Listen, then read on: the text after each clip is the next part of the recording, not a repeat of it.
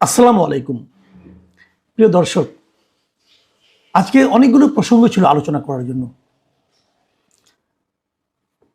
ইনকিলাব মঞ্চের মুখপাত্র হাদিকে যে গুলি করা হয়েছে, সেখানে যে মোটরসাইকেলটা ব্যবহৃত হয়েছিল তার মালিককে গ্রেফতার করা হয়েছে। সে অবশ্য এক কথা বলেছে যে সে নাকি মোটরসাইকেলটা আরেক জায়গায় দিয়ে দিয়েছিল, সে নিজে চালায় না, শোরুমে দিয়েছিল। নিশ্চয়ই শোরুমের সঙ্গে যোগাযোগ হবে।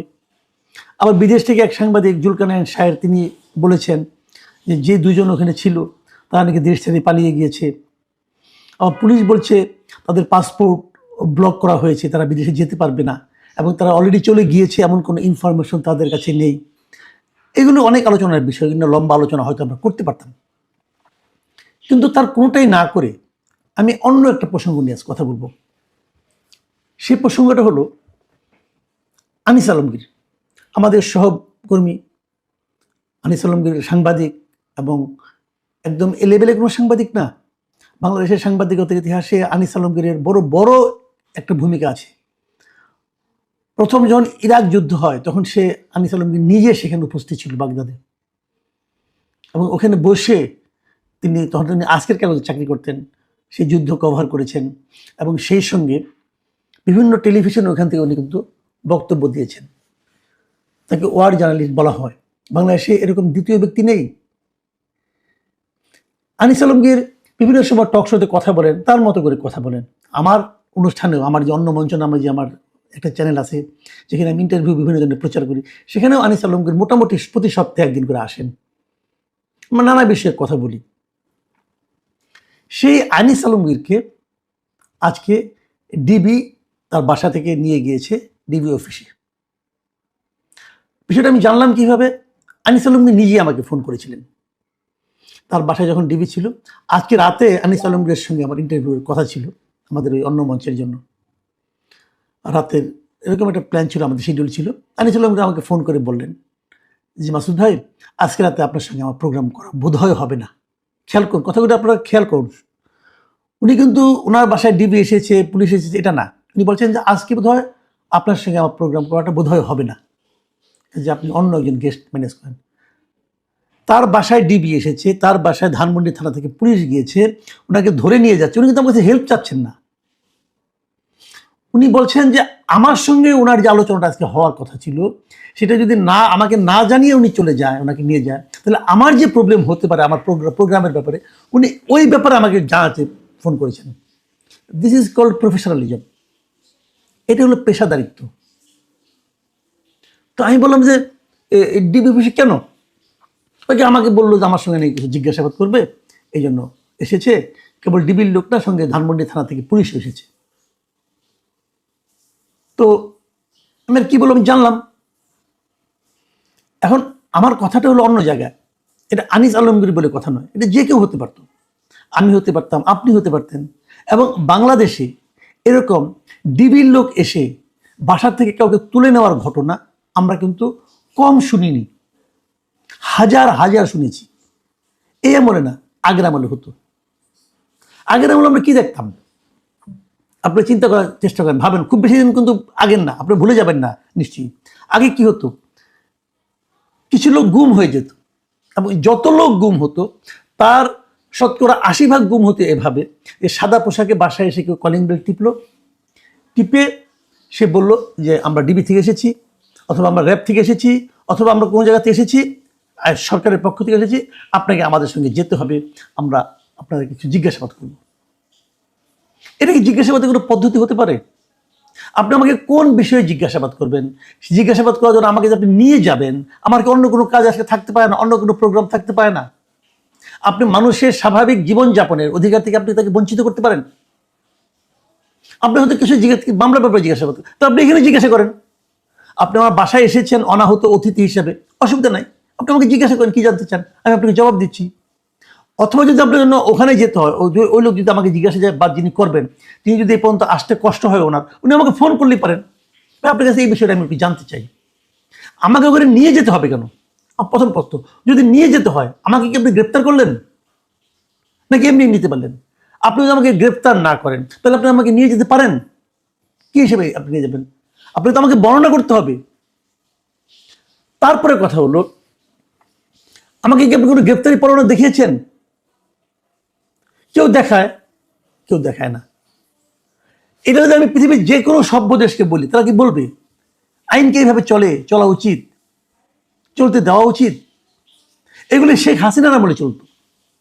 শেখ হাসিনা এগুলো করতেন, ওনার সুবিধার জন্য করতেন, ওনার স্বৈরাচারী শাসনকে টিকিয়ে রাখার জন্য করতেন। কাউকে নিয়ে গেল, পরে জিজ্ঞাসাবাদ করলাম, ডিবি নিয়ে গেছে, বলছি না আমরা কাউকে আনিনি, কেউ কাউকে আনিনি, ওই লোকটা হাওয়া হয়ে গেল। এটাকে আমরা গুম বলতাম, তাকে আর ফিরে পাওয়া যেত না। অনেক লোক এভাবে কিন্তু আমাদের দেশ থেকে হারিয়ে গেছে। এখন হয়তো হারিয়ে যাচ্ছে না, কিন্তু আপনি নিয়ে যাচ্ছেন। আপনি কোন আইনে নিচ্ছেন ভাই, আমাকে বোঝান। আপনাকে প্রথমত কি করতে হবে, আপনি যদি বাসা থেকে কাউকে ডাকতে চান, তাহলে তাকে আপনার গ্রেপ্তারি পরোয়ানা দেখাতে হবে। আজকে ঘটনাটা কিন্তু ঘটেছে সন্ধ্যার পরে। আমার কাছে সেই ফোনে কলের আছে, টাইম লেখা আছে, সেটা তো সন্ধ্যার পরে। পারেন আপনি? আমি আইন প্রয়োগকারী সংস্থাকে বলছি, আমি আইজিপিকে, পুলিশকে বলছি, আমি স্বরাষ্ট্র মন্ত্রণালয়ের বিষয় উপদেষ্টা জাহাঙ্গীর আলম চৌধুরীকে বলছি, উনি লেফটেন্যান্ট জেনারেল, আর্মির একটা সর্বোচ্চ পদে ছিলেন উনি, ওনাকে জিজ্ঞেস করছি আপনি পারেন? এই জাহাঙ্গীর আলম চৌধুরী কিছুদিন আগে কিন্তু বলেছিলেন যে আপনাকে কাছে যদি কেউ পোশাক ছাড়া যায়, আপনার ওখানে যদি কেউ এরকম গ্রেপ্তারি পরোয়ানা না নেয়, আপনি ঢুকতে দেবেন না, উনি বলেছিলেন। ওনার এই কথা, ওনার এই নির্দেশনা কি মানছে আইন প্রয়োগকারী সংস্থাগুলো? এটা কেন হচ্ছে? রাজনৈতিক চাপে হচ্ছে? কারো ইচ্ছা সেটাকে বাস্তবায়ন করার জন্য হচ্ছে? দেখুন, এর মধ্যে আমরা কিন্তু সোশ্যাল মিডিয়ায় কিছু জিনিস দেখলাম। এই কথাগুলি বললাম কেন, সেটাও একটু ব্যাখ্যা করি। শরীফ ওসমান হাদি যেদিন গুলিবিদ্ধ হলেন, সেই দিন বিভিন্ন সোশ্যাল মিডিয়ায় বিভিন্ন ব্যক্তি নানা রকম পোস্ট দিয়েছে, এবং সেই পোস্টগুলো দিয়ে তারা ইঙ্গিত দিয়ে বলার চেষ্টা করেছে যে এটা মানে সব মিলিয়ে যেটা দাঁড়ায় সেটা আমি ব্যাখ্যা করছি, যে এটা আওয়ামী লীগের লোকজন মারছে, তারাই করেছে কাজটা। করার পর তারপর এই আওয়ামী লীগকে এই দেশে প্রাসঙ্গিক করে তুলতেছে কিছু তথাকথিত বুদ্ধিজীবী, কিছু তথাকথিত সাংবাদিক, কিছু সুশীল বলে তো আমাদের কয়েকটা নাম বলছে। সেই নামগুলির মধ্যে আনিস আলমগীর আছে প্রত্যেকটাতেই, দু একটাতে আমার নামও আছে, দু একটাতে আব্দুল নূর তুষারের নাম আছে, কোথাও কোথাও মঞ্জুর আলম পান্নার নাম আছে। আমাদের অপরাধ থেকে আমরা নাকি আওয়ামী লীগকে প্রাসঙ্গিক করে তুলছি। তো কিভাবে প্রাসঙ্গিক করছি আমি জানি না, তারা কিভাবে, কোনো ব্যাখ্যা দিচ্ছে না, কিন্তু কোনো প্রমাণ নাই, কোনো লজিক নাই, দিচ্ছে। আচ্ছা, আবার কেউ দিচ্ছে এটার সঙ্গে নাকি মির্জা আব্বাস জড়িত, মির্জা আব্বাসের ভাই জড়িত, বিএনপি জড়িত, এটাও বলছে। এইরকম লোকজনই বলছে, এই ইনফ্লুয়েন্সারে বলছে, এরকম সোশ্যাল মিডিয়া যারা আর কি ঝড় তুলে থাকেন তারা বলছেন। তাহলে এখন কি তাদেরকে গ্রেপ্তার করা হবে? বললেই হলো, বলে দিলাম এই অমুক অমুক অমুক আছে, ওখানে 4 জনের নাম আছে, 5 জনের নাম বলে সমস্যাটা কি? কেউ কেউ ছবি দিয়ে দিচ্ছে, সেখানে আবার আমার ছবি নাই একটাতে, সেখানে নিচে একজন কমেন্ট করতেছে মাসুদ কেমালের ছবি এখানে দেওয়া উচিত ছিল। মানে কত সহজ, মানুষের গায়ে ট্যাগ লাগিয়ে দেওয়াটা কত সহজ। এই ট্যাগ দেখে দেখে কি আমাদের পুলিশ বাহিনী চলে? পুলিশ বাহিনীকে সোশ্যাল মিডিয়ার এই সমস্ত ট্যাগিং দেখে তারপরে তারা কাজ করে? তাদের গোয়েন্দা তৎপরতা কি এরকম এই মানের, এই পর্যায়ে আমরা নেমে এসেছি? ভাবুন, আমি অন্য একটা পয়েন্টে আসি। ভাবুন, হয়তো আনিস আলমগীরকে একটু বলে ছেড়ে দেওয়া হবে, ধরে নিচ্ছি ভালোটাই, হয়তো ওনাকে ছেড়ে দেবে, যেগুলো ঠিক আছে, আপনাকে আমি কিছু জানতে চেয়েছিলাম, আপনি এগুলি কেন বললেন, কি বললেন, শুনে এটা ব্যাখ্যা দিলে চলে আসলো। হয়তো সে আজকে রাত্রে 12টার মধ্যে চলে আসবে, আবার হয়তো নাও আসবে। যদি না আসে কি হবে? ওনাকে আপনি জেলে পাঠিয়ে দেবেন। কেন? কারণটা তো বলবেন। আচ্ছা ঠিক আছে, ধরলাম ফেরত আসলো, জেলে পাঠালেন না। এই যে মাঝের সময়টুকু, সন্ধ্যা থেকে রাত 10টা-11টা পর্যন্ত, এই আনিস আলমগীরের যে ফ্যামিলি, ওনার ওয়াইফ, ওনার নিজের আত্মীয় স্বজন, ওনার ভাই, ওনার বোন, ওনার সন্তান, তাদের উপর দিয়ে কি যাবে ভাবুন তো একবার। এই যে তাদেরকে একটা টেনশনে রাখা, এই অধিকার কি এই রাষ্ট্র আপনাকে দিয়েছে?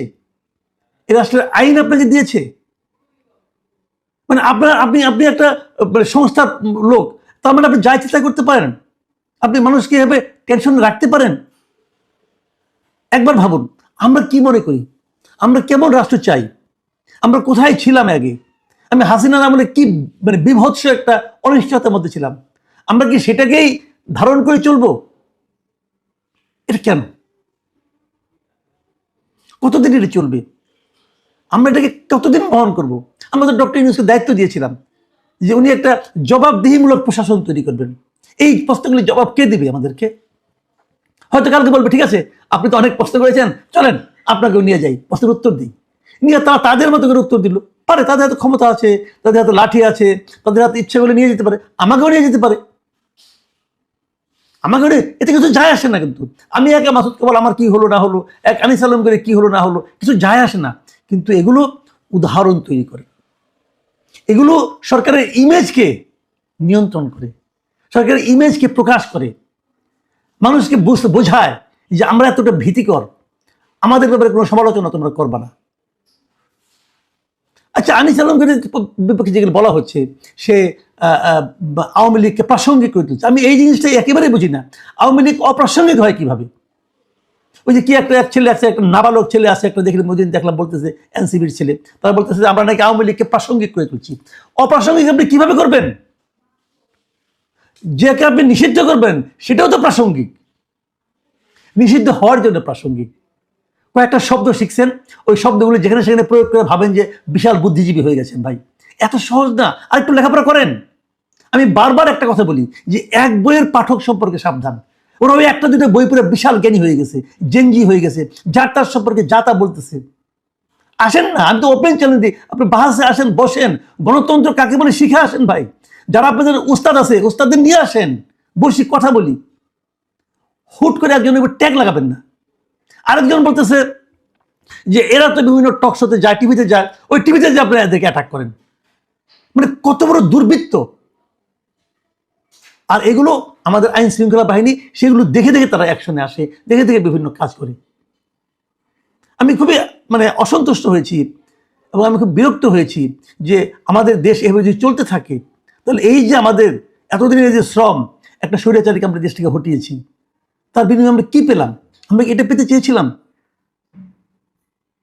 প্রিয় দর্শক, আমি প্রত্যাশা করব যে আমার এটা অনিয়ার হওয়ার আগেই যেন আনিস আলমকে ফেরত আসে। আমরা এটাই চাই।